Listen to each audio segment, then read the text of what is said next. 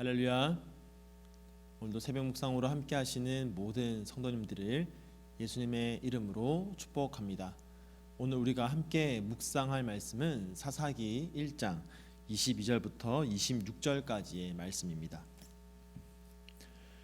요셉 가문도 베델을 치러 올라가니 여호와께서 그와 함께 하시니라.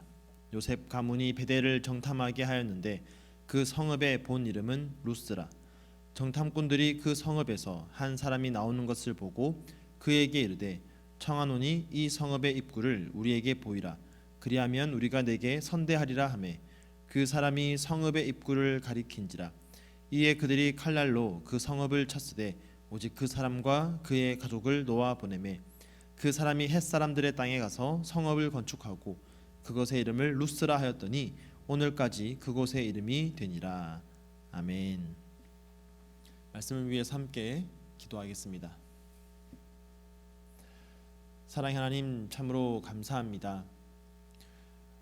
하나님께서 오늘도 우리에게 이 하루를 허락하여 주셔서 이 날을 주님을 위하여서 살아가게 하셨사오니 오늘도 그 영광을 바라보며 그 영광의 빛이 우리의 삶을 통하여 나타나도록 주님을 바라보며 살아갈 수 있는 우리의 삶이 되게 하여 주시옵소서.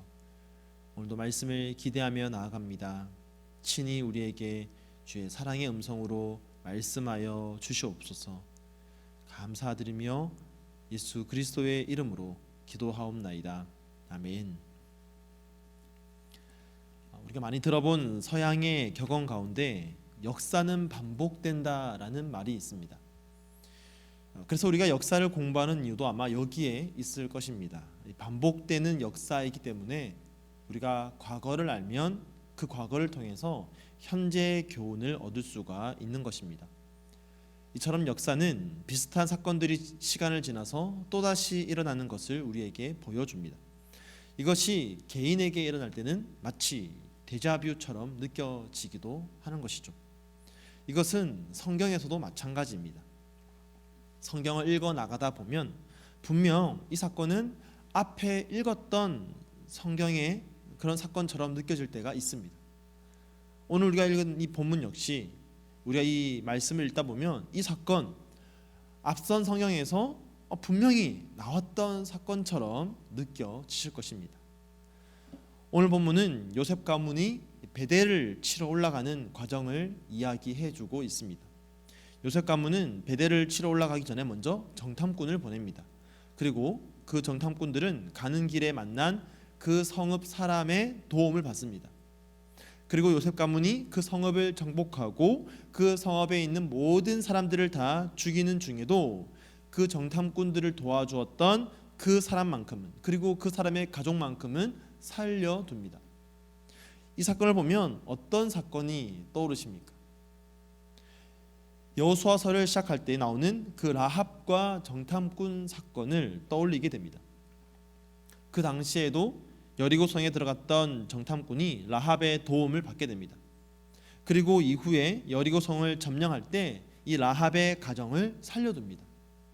라합은 훗날 다윗의 족보에 들어가게 되며 신약에 가서는 예수님의 족보에까지 이름을 올리게 됩니다.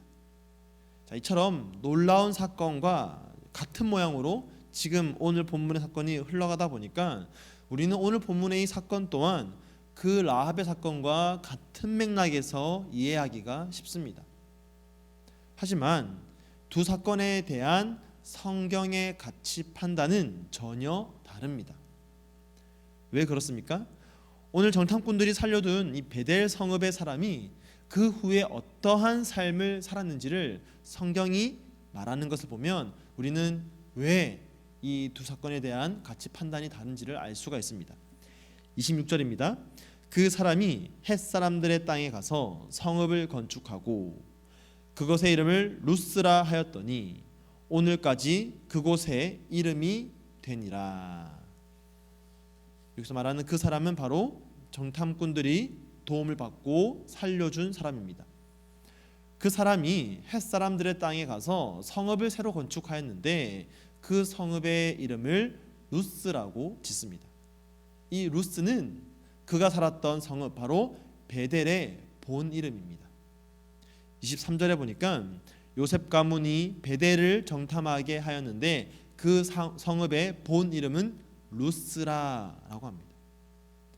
그러니까 정탐꾼이 살려둔 그 사람은 다른 이방 땅에 가서 그가 원래 살았던 그 성읍의 이름 그대로 딴 성읍을 건축하고 살았다라는 것입니다. 결국 이 사람은 이 팔레스타인 땅 안에 루스라는 이름을 가진 성읍을 짓고 그가 옛날 루스 성에 살았던 그 방식 그대로 평생 살아갔다라는 것입니다. 하나님께서 요셉 가문에게 명령하여서 베델 즉 루스를 치게 하셨고 점령하게 하셨고 그렇게 그 땅에 부패하고 정말 그들의 죄악이 하늘에까지 닿았던 그 민족을 없애라고 하셨는데 이 정탐꾼들은 그들이 만난 그 성읍의 사람들에게 도움을 받고 그들에게 살 길을 열어준 것입니다. 그리고 이들은 결국 이스라엘 백성들이 그 땅에서 없애야 했던 그 성을 다시 만들게 만들었던 것입니다. 실컷 루스를 없앴더니 새로운 루스가 생겨나고 만 것입니다. 여러분 이것이 얼마나 어이없는 일입니까? 자, 그렇다면 라합의 사건과 오늘 본문의 사건은 어디에 차이가 있는 것입니까?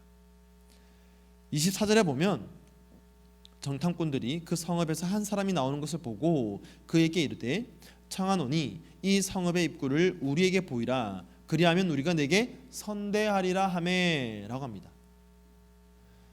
여러분 라합의 사건을 생각해 보면 이 라합의 사건에서는 정탐꾼들이 그 여리고성을 정탐하다가 발각이 되어서 그 여리고의 왕이 그들을 잡으라고 하는 명령을 내리는 정말 절체절명의 위기를 맞이하였습니다. 그래서 어쩔 수 없이 라합의 집에 숨게 되었던 것입니다. 자, 그런데 오늘 사건은 어떻습니까? 정탐꾼들에게 어떠한 위기도 없었습니다. 심지어 아직 베델이라는 성읍에 이르지도 않았습니다. 그저 성을 향해 가던 중에 한 사람이 그 성읍에서 나오는 것을 보았을 뿐입니다.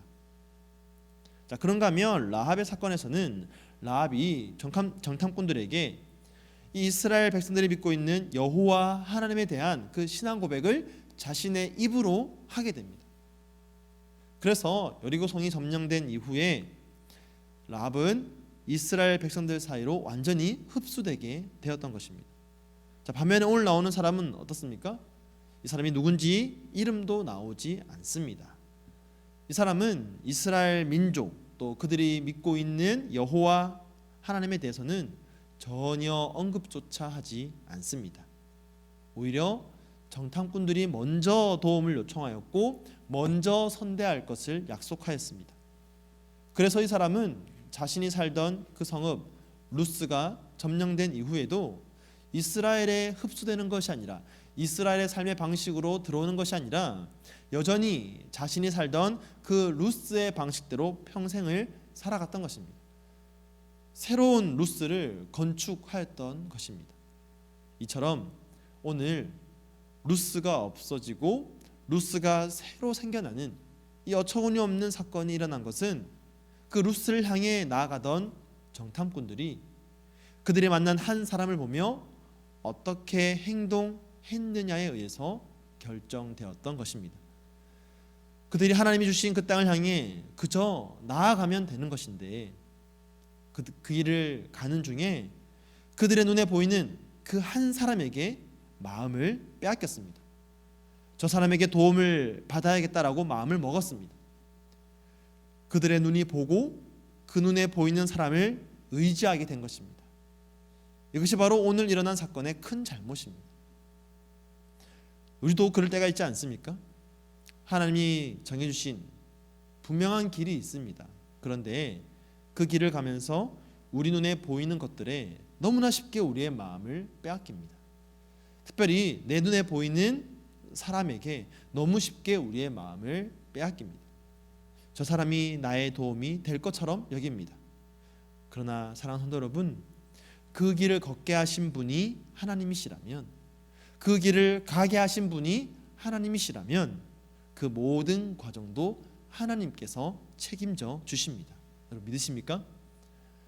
결코 사람을 의지할 필요가 없습니다. 내 눈에 보이는 것들에 내 마음을 빼앗길 필요도 없습니다. 오히려 바로 그런 모습이 우리로 하여금 하나님께로부터 멀어지게 만들고 하나님이 원하시지 않는 결과를 낳게 할 뿐입니다. 사랑하는 성도 여러분, 우리가 어디를 가든지 우리에게 하나님이 주신 길이 무엇이든지 간에 사실은 그 모든 길은 십자가를 향해 있습니다. 하나님은 골고다 언덕 그곳에서 십자가를 지셨던 그 예수 그리스도의 길을 우리 모두에게 따라가라고 하십니다. 그 십자가의 길에 우리를 현혹하는 많은 것들이 보일지라도 우리는 끝까지 그 십자가의 길을 걸어가야만 합니다. 십자가를 지고 그 길을 가야만 하는 것입니다. 그것이 바로 우리가 가야 할 길입니다. 그리고 그 십자가의 길에 우리의 도움은 오직 우리를 위해 먼저 십자가를 지셨던 예수 그리스도밖에 없습니다. 사랑하는 성도 여러분, 오늘도 주님이 저와 여러분에게 보여주신 그 길을 걸어가는 동안에 온전히 주님만을 붙들고 걸어가시기를 축복합니다. 예수님께서 보여주신 그 길, 우리를 위해 먼저 걸어가셨던 그 십자가의 길, 오늘도 주님을 바라보면서 주님 따라 그 길을 걸어갈 수 있는 저와 여러분의 삶이 될 수 있기를 예수님의 이름으로 간절히 축원드립니다. 아멘. 오늘 말씀을 기억하면서 함께 기도하겠습니다. 하나님, 오늘도 내 눈에 보이는 것들에 그것이 사물이든 또는 사람이든 그것에 내가 현혹되거나 내가 그것을 의지하는 것이 아니라 나로 하여금 이 인생길을 걸어가게 하신 하나님만 바라보면서 그 십자가만 바라보면서 걸어가게 하여 주시옵소서. 함께 기도하시고요. 또한 세계 곳곳에서 하나님의 복음을 위하여서 사역하고 계신 우리 성도님들을 위해서 함께 기도할 때 우리 성도님들을 통하여서 하나님의 나라가 확장되어지고 아직도 하나님을 알지 못하는 자들이 하나님을 믿는 놀라운 역사가 오늘도 세계 곳곳에서 일어나게 해달라고 이 시간 마음을 모아서 함께 기도하도록 하겠습니다. 함께 기도하겠습니다.